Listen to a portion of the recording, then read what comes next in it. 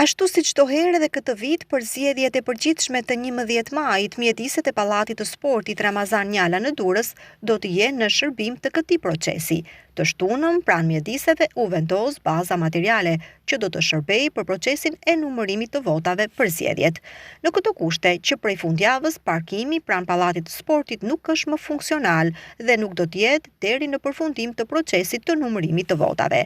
Të gjithë drejtuesit e automjeteve që lëvizin në këtë pjesë të qytetit nuk kanë asnjë akses për parkimin në këtë parkim të qytetit. Donse ky parkim ka një numër vendesh parkimi modest, prej ditësh është ndjerë mungesa e tij. Punonjës të sigurisë publike dhe policisë bashkiake qëndrojnë në shiritin e vendosur pranë parkimit, duke i bërë me dije qytetarëve të interesuar se parkimi është i pamundur për një periudhë kohore pa afat. Bllokimi i këtij parkimi ka nxjerrë në pa problemin mallor që Durrësi ka me parkimet publike. Në nisje të sezonit turistik veror, qyteti është në kaos total për sa i përket parkimit të automjeteve. E gjithë kjo përkthehet në trafik të shtuar, që në orët e para të mëngjesit qytetarët përballen me rrugë të bllokuara, buri që bien që në orët e para të ditës, stres dhe kaos.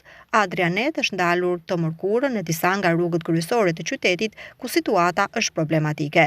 Shtuar kësaj dhe nisjes së papës, por qytetarët shqetësimi shtohet dhe zgjedhja mbetet tek parkimi i ri që pritet të hapet.